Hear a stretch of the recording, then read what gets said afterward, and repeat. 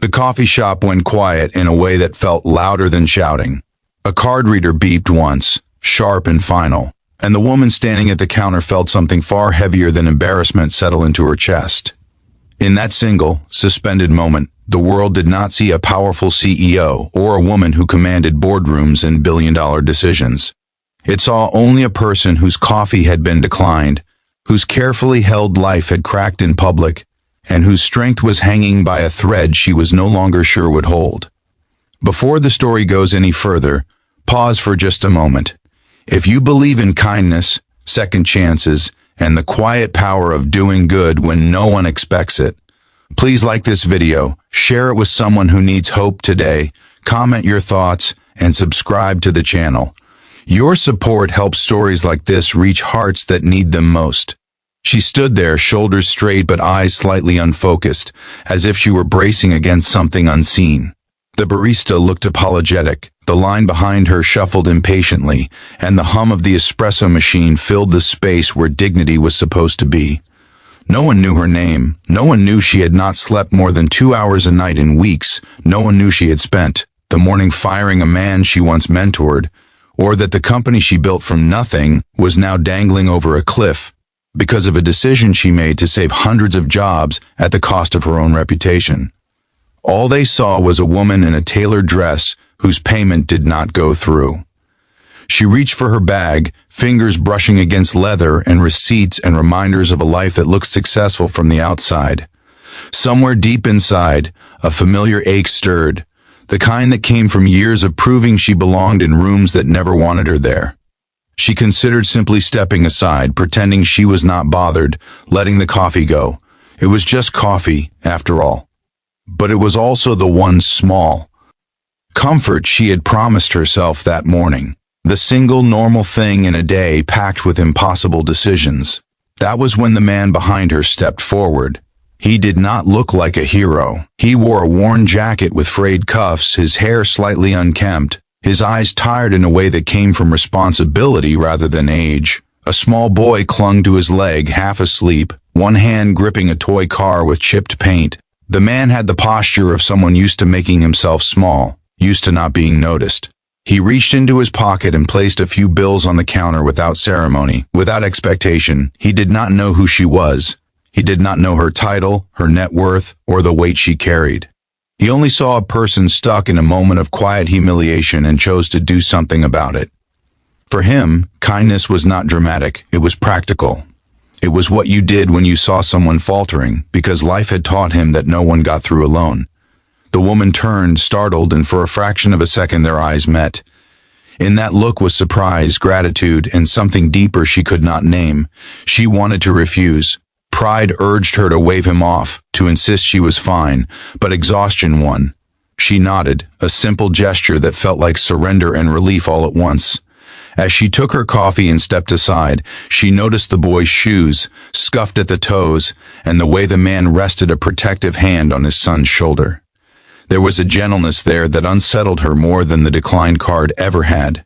She thanked him quietly, voice low, almost fragile, and walked to a corner table she had no intention of sitting at. She needed a moment to breathe, to understand why such a small act had unraveled her so completely. The man ordered a single coffee to share, asking for extra hot water. He guided his son to a table near the window, where the light softened the edges of everything. The boy perked up slightly, watching cars pass, narrating stories only he understood. The man listened with the patience of someone who had learned that time, when given fully, was the most valuable thing you could offer a child. The woman watched them without realizing she was staring. Something about their quiet routine pierced through the armor she wore so well. She thought of the empty apartment she returned to each night, the meals eaten standing up, the birthdays missed, the relationships postponed until some future version of success that never seemed to arrive. She thought of how many times she had stepped in to save others professionally, while failing to save herself from loneliness. Her phone buzzed with notifications she did not open. Emails could wait, the board could wait. For once, she allowed herself to simply exist in the moment, coffee warming her hands, heart aching in a way that felt strangely hopeful. Over the next few minutes, their lives brushed past each other in small, almost invisible ways. The boy waved at her shyly. She smiled back, surprised at how natural it felt. The man nodded in acknowledgement, respectful, not curious, not intrusive. There was no attempt to connect further, no expectation of reward. That somehow made the gesture even heavier. Eventually, she stood to leave. As she passed their table, she paused, reaching into her bag again. This time, she pulled out a card, plain and unassuming, and placed it face down near the man's coffee. She did not explain. She did not elaborate. She simply nodded once more and walked out, heels clicking softly against the floor, blending back into the city that had never stopped moving for her pain. The man did not look at the card until much later, after the coffee was gone and the boy had fallen asleep against his side. When he finally did, his breath caught, not because of the name on it, which meant nothing to him, but because of the handwritten note on the back. A thank you, simple and sincere, and an offer of help if ever needed, no pride. Attached, he folded the card carefully and placed it in his wallet, unsure if he would ever use it. Life had taught him not to expect miracles. He was a single father because his wife had passed suddenly 2 years earlier, leaving him with grief he barely had time to process and a child who depended on him for everything. He worked nights cleaning office buildings, days patching together freelance repairs, doing whatever it took to keep food on the table and love in his son's world. Weeks passed. The woman returned to her life, but something had shifted. In meetings, she found herself listening more than speaking. In decisions, she asked different questions. She started visiting that same coffee shop, sometimes hoping to see them again, sometimes just needing the reminder that her world was bigger than profit margins and quarterly reports. One morning, she did see him again, sitting at the same table, the boy coloring intently. This time, she did not hesitate. She joined them not as a CEO, not as a savior, but as a person curious about another person's story. What began as casual conversation grew into something deeper over weeks and months. She learned about loss, resilience, and the quiet heroism of showing up every day even when you are exhausted. He learned that strength did not always look loud or confident, that even powerful people carried hidden fractures. When an opportunity arose within her company for a facilities management role, she thought of him, not as charity, but as respect. He was qualified, dedicated, and hungry for stability. He accepted cautiously, pride intact, grateful not for the job itself, but for the chance to build something steadier for his son. Their lives did not become perfect overnight.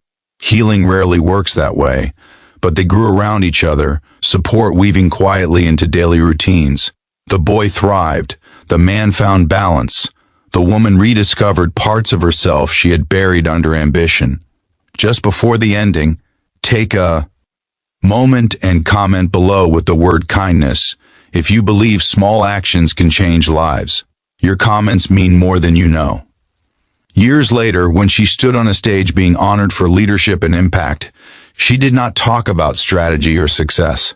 She talked about a declined coffee, a tired father, and a simple act that reminded her why humanity mattered more than any title. And if this story touched your heart, if it reminded you that kindness can ripple further than we ever see, please like, share, and engage with this video. Your support keeps these stories alive, reaching people who need to believe that even on the hardest days, someone stepping in can change everything.